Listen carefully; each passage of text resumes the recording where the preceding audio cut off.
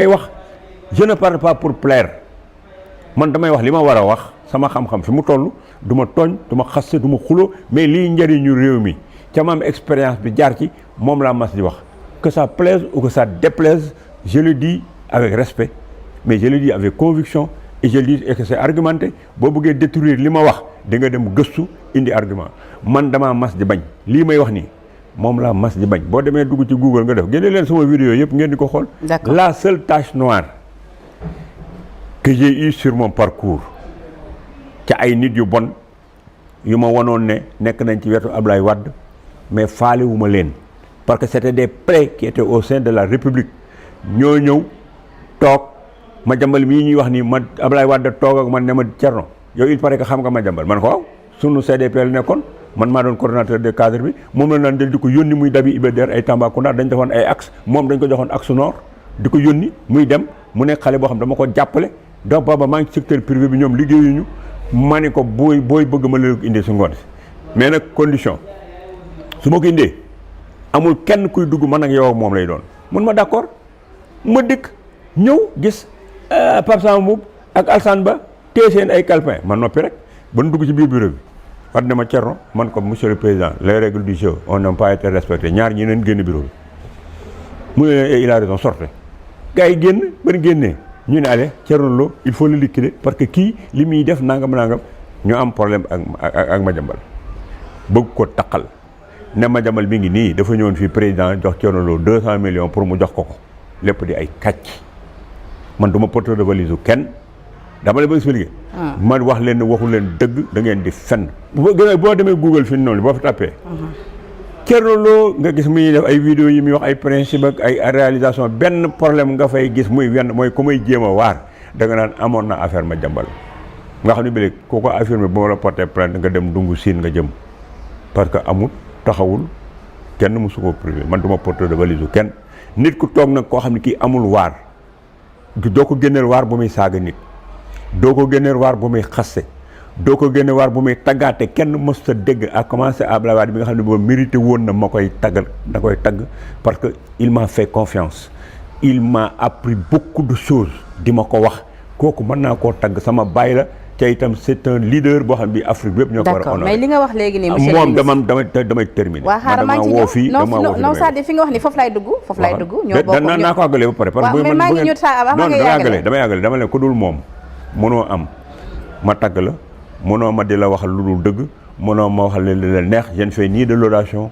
du ma waxal nit lu ko neex damay wax li ma gëm moom laa mas a nekke ci Sénégal léegi nag bu la jéemee waar gisuñu dara ñu naan cette affaire malheureuse de Madiambal Diagne waaye ko ça c'est de la foutaise. D'accord. Ça ne me branle pas. li ñu mel nag le premier vice-président de l'Assemblée c'est dommage loolu dama bëggoon ñu ñëw ci après évacuer d'abord les questions économiques mais c'est pas grave comme yaa dugg foofu rek ba tey mun nañ continuer ci logique boobu Ismaïla Diallo bi nga xamante ni moom mooy premier vice-président à l'Assemblée nationale di l'honorable député bi nga defee keroog sortie wax ci Madiambal Diagne wax ni am na ay mbir yu nga xamante ni ay preuves yu compromettantes contre Ousmane Sonko maa ngi ciy ñëw nga gën a préciser li nga bëggoon wax bu ko defee ñu gën a comprendre li nga bëggoon wax mooy Ismaïla Diallo dafa ni sa sortie boobu nee na lu nu mel dafay wane rek une volonté d'informer qu'une tentative de sauver un ancien réseau de la honte publique lii la wax ba pare tamit nee na boobu les manœuvres dafay relever d'une stratégie classique de diversion visant à détourner l'attention des véritables priorités nationales cette sortie médiatique n'a donc rien d'innocent ba pare mu rappeler li nga wax li nga nekk di wax ni 200 millions yooyu ñu la doon taqale ak ki nga xamante ni moom moo di Madiambal Diagne en résumé li mu bëgg wax mooy yow ak Madiambal xamante wu leen tey sa xarit la woon démb et que yow rappelé nga ko ni ci bi ko Wade bëggee gis yow yaa ko dem indi est-ce que da nga jàpp ni tey jii 200 millions yooyu ñu la doon tuumal sa diggante ak moom tey jii dafa war a tax ba saa yoo waxee ci Madiambal rek ñu fàttali lu ni mel wala lan la. xam nga li nga wax léegi c'est le culte de la médiocrité moo nga wax nii parce que nit nga nekk un député nekk un haut responsable du parti au pouvoir nga dem fekk benn vidéo boo xam ne dañ ko def boo xam ne dañ fa wax sur le binôme Diomaye Sonko wax fa sur les inondations wax fa sur la justice wax fa sur l'économie la dette et les notes yi ngay wax nii ñu déterminer ko une seule question qu'on a posée à quelqu'un mu ne journaliste bi ne ko yow Madiambal dafa daw mu ne ko Madiambal je pense que dawul dafa dem pour defi défense am comme ni mu ko waxe leneen li ci war a dollee ko mooy Madiambal dafa toog sur tous les plateaux di accuser di wax naan je détiens tel je détiens tel je détiens tel woo leen ma porter leen ma plainte ñëpp def mutisme total kon ma ni kon kooku loolu mu yoroon day dem pour denc ko pour ñëw pour bu ëllëgee mu mën koo génne parce que suñ la téye aéroport yóbbu la sa kër d'abord da ngay ànd ak nit ñi ñu dem sa kër def perquisition jëlandoo lépp yóbbu ko waaye soxna si waaw loolu wax ko mooy da ngaa dugg ca foofu dossier est-ce que yow da ngaa xam man damaa xam aujourd'hui Madiambal luñ ko jiiñ mais pourquoi ils veulent museler les gens pour que duñu wax duñu analyser nga bàyyi fa loolu yépp ñàkk fayda dem di téye ci lu ndaw ca demoo wax ca la Thierno Lo wax pourtant wax naa ci binôme Diomaye Sonko wax seen ñoom seen gouvernance niñ téye réew mi loolu moo ëppoon solo je ne fais pas de conférence de presse ou bien d'attaque de personne mais dama leen bëgg am na ci benn waayu Pastef boo xam bi tey jii moo ma tax a teel a yeewu ci maa ngi doon ñëw ci yow damaa toog ba yàgg sama téléphone def benn notification mu bind ma ne ma monsieur le ministre j'ai beaucoup de respect pour yow dama lay lire di kontaan di wax ne ñoom Sonko dañ la waroon di déglu sax pour dem mais tey jii décevoir nga ma parce que lii nga wax ça ne vous grandit pas xam nga man su ma neexoon dama koy supprimer am na ñu dem sama page Facebook ba ma neexoon dama leen di filtrer bloquer leen dindi leen mais dama koo téye ne ko benn je vais te répondre à cause de li nga wax ne man respecté nga ma bëgg nga ma moo tax ma di la wax mais lii nga wax nii c'est de l'insolence manifeste et caractérisée je veux débattre sans me battre mais tu es incorrect benn te militant yu mel ni yéen ñii lu Sonko dégg ci àddina yéen a tax mu dégg ko parce que du ngeen def ay débat d'idées nii ay débat xel débat xol ngeen di def parce que ñi nga ma attaqué nii sama doom mënoon naa génn saaga la sama doom mënoon naa génn attaqué Sonko parce que Sonko moo tax ngay wax kon gars yi bu ngeen leen attaqué yéen a tax gars yi di attaqué Sonko parce que yéen ay attaqué nit ñi pour vous faire mal ñu attaqué Sonko da ngeen di bàyyi seen baay seen yaay seen i jabar seen i doom seen kër ngeen ñëw di provoquer ay nit ñooñu di répondre di dem ci Sonko ca Sonko yëgul Sonko taasul yow mii man ko yow Sonko xamula sax yow boo demee man ko man mii ngay waxanteel damay bind ay contribution di ko jox Sonko di ko gis ca tontu na ma xamoo ko man mii di waxante man samay rakk ñi ngi nekk États-Unis nekk Pastef di cotiser yow cotiser woo 1 franc man ko man ngi may waxanteel une de mes épouses est Pastef sama frère di Pastef sa jabaru Mbàkke mii ngeen di gis sama mbokk la parce que rakku yaay papaam. mais 200 millions mu déglu ma rek rakku papaam mooy sama. soxna kii da nga may déglu ne me casse pas les pieds. ces histoires là xoola je suis plus propre que ce peuple là parce que je suis la seule personne capable de dire aw ma xaalis aw ma suuf qui peut le dire ci ñoom nañ ko wax. musuma am xaalis musuma am suuf je ne suis le porteur de valise de personne. Au début de l'émission et je voudrais que nga jël li may wax nga ciy bañ a dellu soit parce que du ma ci appesanté je t'ai expliqué da ngaa commencé dama expliqué l'histoire de Madiambal wax la ñoom Assane Ba wax la ñoom Pape Samba Mboup wax la fa histoire bi jógee dans mon livre qui va sortir Madiambal Diagne il a fait un témoignage pour raconter ce qui s'était passé pour dire que c'est un grand homme celui-là il n'a jamais eu de problème d'argent avec le quotidien ni avec moi-même la mu séq nag ak ñoom Assane Ba ak kii ba tax ñoom ñu koy taxal loolu ça c'est leur affaire est-ce que xam nga kañ laa gis Madiambal depuis cette histoire là defe naa ay 2005 est-ce que xam nga depuis 2005 maa ngi Madiambal gisante wuñu seerante wuñu loxo heure bu Madiambal waxee man ci WhatsApp la toog dóor benn problématique ma jox ko sa sama xalaat depuis 2005 laa lay wax. nga xam nga ce qu'on ne comprend pas monsieur le ministre bul tëbal yi may wax ca mu essentiel non je t'interromps. mais monsieur le ministre dama ne bul ma fonto man doo ma indi fii di ma poser ay questions di jéem a dugg ci sama probité nit ñi di toog di ñu seetaan te doo ma bàyyi ma expliquer man duma genre yooyu ngeen di dërëjee fii tafe leen benn affaire nii ba pare ba sa question da ngay xaar ba mu àgg nga relance. allez-y waaw dama la ne je te réponds et te dis depuis 2005 maa ngi Madiambal Diagne tooguñu joxuma lox et puis ma dolli ci benn affaire pour noppal leen est-ce que xam ngeen bu ma neexoon man et puis bu Madiambal ñëwee fii Madiambal sama booy la woon di sama nekk CDP garab gi ñu ko yónni ma di ko jàppale boobu nekkagul Walfadjri nekkagul feneen bu ma neexee bu dikkee te ma gis ne kii dafa nekk ci yoon dama koy défendre bu ma neexee benn. Deuxièmement y a des gens qui disent oui pour quelle raison ngay def li ngay def nii da ngay défendre Madiambal parce que da nga koo bëgg a teg ci man leen yéen Ousmane Sonko du fii la taxaw ne man damay seeti les gars de Pastef en prison parce que samay militants lañu sama diggante ak samay militants kenn du ma ci wax la may def dama koy dox léegi nag ils ont le culot de me dire un garçon que j'ai couvé encadré ko même s'il est fautif su ma neexee jàppale ko man kenn du ma dicter sama conduite ci biir réew mi ma ne leen ba may liggéey fii di def les plus grosses installations du Sénégal dama ko wax ma ne ko yow 1975 bi may liggéey di fanaan ci biti di def les installations yi ngeen di bénéficier bu ngeen duggee dans les banques dans les hôtels au Méridien président à la présidence de la République et partout 1975 yow foo nekkoon. d'accord léegi ak ñi ngay jàppale fu ñu nekkoon naan 1975. mais monsieur le ministre c'est-à-dire ce qu'on comprend. nous on va pas construire ce pays ngeen ñëw di ñu teree wax di ñu jéem a museler man kenn mënu ma teree wax. d'accord léegi te li may wax dama ko teg ci yoon du ma ñàkk teggin kenn. mais kenn du ma yeb. mais ce que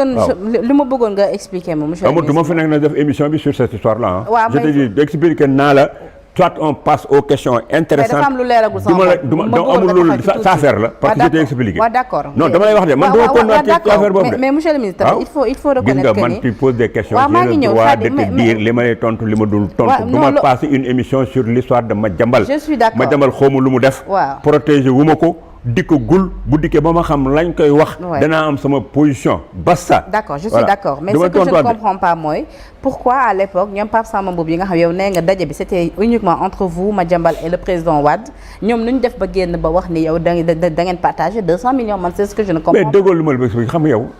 da nga bëgg a appesantir benn affaire man j'ai pas la gêne de parler de parce que je suis un homme clean ku ko wax ci ma fait rire et damay gis ne nigoo nga. xamoo dara Thierno Lo ngi def loola naqadi nga bëgg ko salteel te kenn mënu maa salteel gis nga on allait vers les élections gis nga période boobu ci la Madiambal bëggoon ubbi benn rajo ba jëloon Mame Less Camara ndem si yàlla na ko yàlla yërëm ca yeexee ñu ñoom ñu am problème ak Madiambal bi ma président ne man nga indi Madiambal mu indi ko ñoom seen problème ak Madiambal di xeex ak moom dem di ko di ma ca boole ñu daal ne bon comme ñëwoon na fii seet si président bi nañ ko collé ne ko dañ ko jox 200 millions gis nga gars yi bi ñu waxee affaire boobu tu sais tu connais Biaye xam nga Biaye c'était le directeur de publication je crois en ce moment du quotidien ñoom Biaye xam nga lu ñu def dañoo dem di lancer affaire bi def tirage bëgg ko def à la une Madiambal moo ko yëg daw bloqué tirage ba ne leen bu ngeen koy génne lii du dëgg ca dana leen porter plainte vous allez me créer des problèmes gars yi jël affaire ba Omar kii bii nekk kii Sen TV Omar booy chroniqueur bi Omar kii waay waaye sam sew ni ca nekk ci chroniqueur bi di Sen TV Omar Talla du Omar Talla beneen booy kii leen ki la cam dëkk Rufisque kii Omar Faye xoola booba ñoo ngi nekk suñ combat politique yi de ñu jël papier bi nga xam ne bi la jëlee nañ ko ca imprimeur ba ca génnuñ ko dem jox ko Omar Faye donc Omar Faye attaqué ñu grand bi Omar Faye ne leen non seulement barke Rasulullah duma ko attaqué mais këram laa jëm mu ñëw ne ma monsieur le ministre xool liñ ma jox conférence de presse lañ ma doon def loo parce que ñii dañ la bëgg a descendre waar wi la nekkoon booba bu jëm mooy Diagne Fada mu démissionné waar wi lank ñoo jox ma affaire bi ne ma vous êtes un homme propre intègre ñi ànd ak Ablaye nañ copie ci yow xam nga loolu ku mu doyut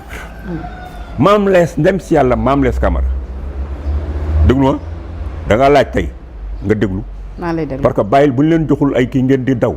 ndem si yàlla Mame Less Camara xam nga ni vous avez beaucoup de respect pour lui sama kër la ñëw tàppee sama bunt mu mën ko Less parce que sama xarit loon mu dugg na ma yow da ngaa dugg diggante boo wartoonu dugg diggante Ablaye Wade ak Madiambal Diagne waroo fi woonu dugg mais dama laa xamaat la mu dem Synpics est-ce que yow bi mu amee gis ngeen Synpics def benn communiqué sur cette affaire parce que c'est Mame Less qui a éclairé muy benn le SYNPICS s'est abstenu. Deuxième chose xam nga defoon nañ ci benn truc sur la concussion ñu jël dossier bi yóbbu ko jox ko pour la concussion ñu xool ba xam est-ce que am na corruption ou bien am na ay affaire concussion. Moi j'étais à Paris ma yeewu le matin gis ay coup de fil sama téléphone kutu ma leen lii lan la ñun ma yow kii xawma lan tribunal concussion moo joxe verdict nee na da nga seet man leen mais man dama toppatoo loolu parce que quand je suis nickel tranquille avec mon juge de minuit defuma dara je m'en fous des interprétations des autres ma conscience me suffit te ko wax fen ngay wax man bu ma neexoon ñu bari ma porté leen plainte daaj leen parce que vous n'avez jamais vu Madiambal ne dañ maa jox vous n'avez jamais vu les gars de la présidence de la République ne dañ maa jox koo ci dégg danaan il paraîtrait que on dirait que maa ngi doon xaar nag ku ci def affirmation rek. D'accord. Y a des gens qui reprennent ce truc gis nga ku si juum ba def affirmation. mais je te fous une sommation interpellative. waaw léegi mais monsieur le ministre tamit nappaate bi nga nekkee tamit. mais nappaatuma damay wax li may def parce que man du ma caaxaan. ku bëgg wax ci yow nga ni boo moo defee lii dama la ne man du ma tooñ dama ne du ma xoolal kaay ma wax la benn affaire. oui man du ma tooñ. Thierno Lo dañ naan dafa naqari det mais laajal kenn koo xam ne mas na maa dégg ma def émission di attaqué nit laajal kenn koo xam ne mas na maa fekk gendarmerie mbaa police man xam naa ba xawma benn magistrat musuma benn yoon laa mas a dem kaso di fa seeti nit te yàlla na ba yàlla bu mu amaat mooy Karim Wade ca sëñ Abdourahmane Mbacké moo ma ne woon loo li nga séq ak bàyyam seeti ngaa Karim mën ko seeteegu ma ko mun ma na nga dem jël seen këyit yooyu nga dem seeti ko ndax li nga séqoon ak bàyyam ma dem fekki Karim Wade kaso man luubaluma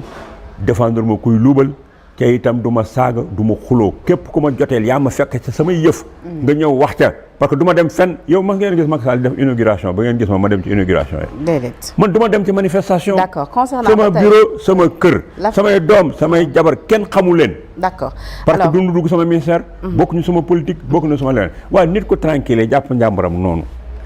nga dem di dugg ci ay 18 am ak di ko wax ne ko nii nga war a waxee nii nga war a defee ok si je viens sur la place publique chacun a le droit de venir donner son opinion mais def ko sur les idées def ko avec respect te bañ di saaga bu ma nekkee ministre man maa accepté d'être serviteur de la République di jël impôts yi nit ñi war a servir la République li may def di impact ci nit ñi kon ku ci nekk am nga droit critiquer li may def comme action gouvernementale mais su ma ca génnee dem toog sama kër gee jàpp sama njàmbur dewuma ci ndaje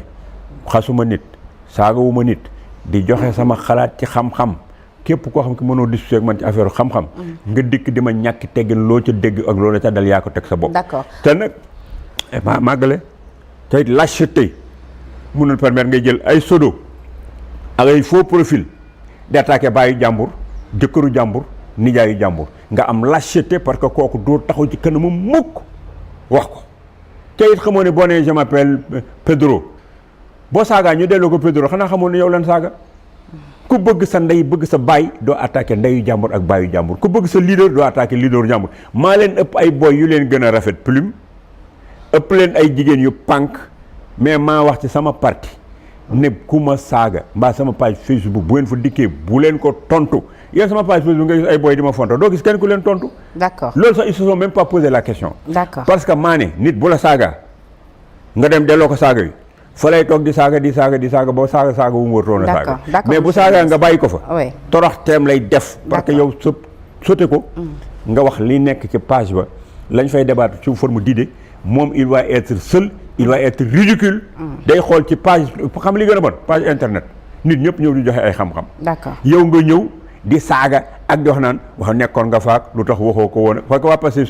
seeni réponse xam mooy leen ba nga fa nekkee lu tax waxoo ko nekkoon nga fa waxoo ko ak itam booy waxee dara sax loo xam li ñoom Sonko dañ ko def nga ni c'est bon ñu ni waa xoolal day tàllal loxo dafa bëgg a ñëw foofu maagale waxaat ko répété waat ko pour ñëpp déggu mooy weesu naa fu may toogee Diomaye ak Sonko di ma seef may nekk seen ministre ou seen directeur ou bien leneen parce que damaa jël retraite physique mënatuma ko bëggatuma ko mais li Diomaye ak Sonko di dégg ci man keneen ak keneen di ko dégg mu neex leen mu naqari leen mooy samay bopp bii li ci nekk ci xalaat ak ci nekk ci luy defar ak luy jëmee réew mi ci kanam amul ku yàlla bind koo xam ne ki mën nga ma koo teree wax naa booy passé nee naa leen si vous descendiez avec une queue de 40 mètres avec des phares à la place des yeux vous n'allez pas m'empêcher de dire ce que je pense du pays. D'accord. Alors cette affaire concernant